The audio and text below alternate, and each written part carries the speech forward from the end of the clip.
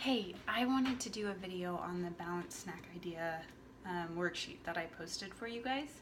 Just wanted to give you a few details on it. I really want it to be a guide for you. I want it to be something that you just reference and or it sparks ideas or it gives you some direction. But I wanted to go through initially and give you some more details on it so that you felt better prepared. I did just do snack options because I think snacks are harder to put together and harder to balance. We tend to think of snacks as grabbing a handful of pretzels or chips or something, and so balancing out a snack with a protein, fat, and carb, I feel like can be complicated.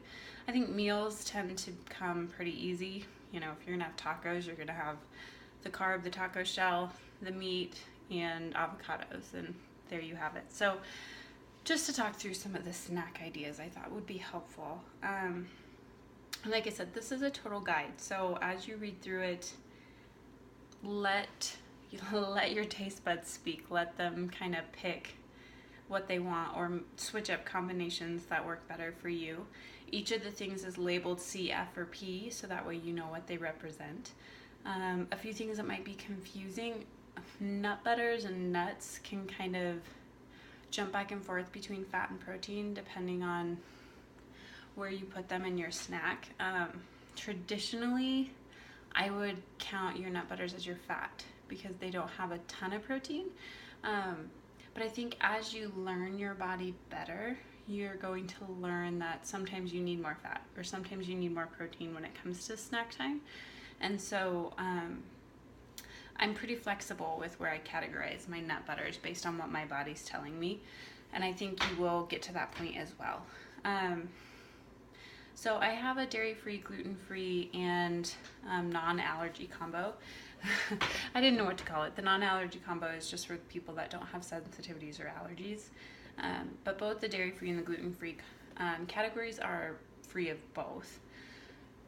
But just to kind of talk through some of them, like number 3 on the dairy-free combo is bell pepper, avocado mayo, and nitrate-free turkey.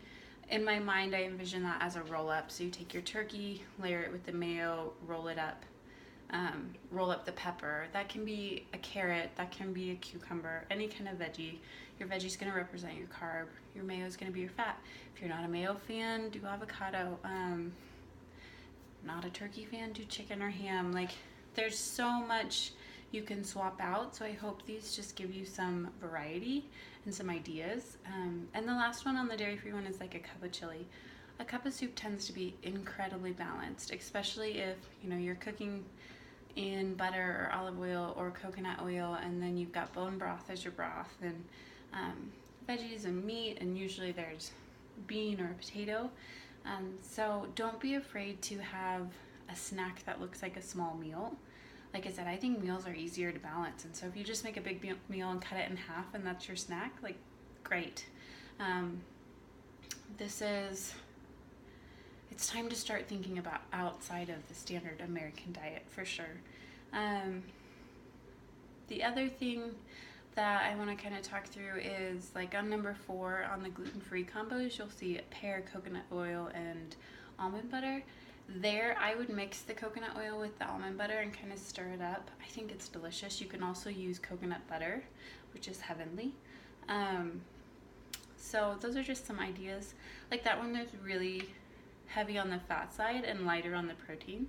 But I know, like, when I come to snack time, a lot of times I can tell maybe what I'm missing for the day. Like if I didn't get a ton of fat with breakfast, I might be craving more fat, or if I didn't get enough carbs at breakfast, I might be craving more carbs, or if I didn't get enough protein, I might be craving more protein. And so there's no like exact amount that you need to eat. Now follow your containers, and that's going to help you with the amounts, but also listen to your body and recognize that our bodies need different things on different days. And then finally on the non-allergy combo, so if you are someone that can have dairy or gluten, if you're going to have dairy, please make it full fat, unsweetened. And with that said, if I was going to add some sweetener to my dairy, like if I was going to do yogurt, then I would use the Shakeology, because that's going to also boost the protein and boost the phytonutrients in that snack. And start with a little, so it's not like a whole scoop in a cup of yogurt. Like, start with a sprinkle and just work it up until you're the flavor that you like.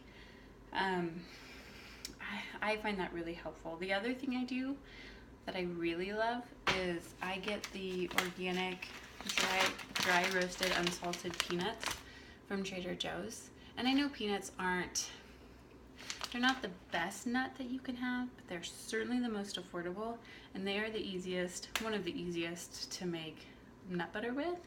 And so I'll get these. I'll make sure they're organic, because peanuts do tend to carry a mold on the outside. So I would make sure they are organic, and then I throw these in the Vitamix. And if you have a high-powered blender, I'm assuming it would work as well. And I throw it in with coconut oil, and again, I start to sprinkle a little bit of the protein powder in it, the Shakeology, until it gets to a flavor that I like, and then I blend that on high. And then I drop the speed to low, and I add in like chia seeds and hemp seeds, sometimes even some maca root, like whatever I want to add in to boost the nutrition, and until I get the flavor that I like. And then I use that as my nut butter, and really it's boosted in fat and protein and micronutrients and adaptogens. So I like doing that. So like, if you were to do that and make a combination with the peanut butter there, then you probably don't have to add a protein. That's gonna act as your fat and your protein, and then the apple or the pear is gonna act as your carb. So yeah, that's the biggest thing. I kind of wanted to share that idea with you. I love to do that. And if you've ever seen those protein peanut butters, or the like combo peanut butters at the store, they are so expensive. They're like $10 for a little jar. And so you can totally make your own at home and add in whatever you want. It's one of my favorite things. Maybe someday I'll put a recipe together, but you know how I am with recipes. Measuring is hard. Yeah, so again, biggest points, this is a guideline. Use it as a guideline. Mix and match and find what you love. Just mixing the carbohydrate, the protein, and the fat, so you have all three together. And don't be afraid if your snacks look like meals. If you go to work and people are like, oh, you're having a burger for lunch and you're having soup for a snack, interesting. Honestly, you'll be better off because of it. Or if you have soup for breakfast, like, you don't have to stick to the standard American diet. It doesn't have to be a sweet breakfast and a savory dinner. Like, switch it up, add some variety. So anyway, I hope this is helpful. I hope it sparks ideas. I'd love to hear your feedback, and yeah, let me know what your favorite snack combo is, or by looking at this, if there's a new one you're gonna try, let me know. I'd love to hear it.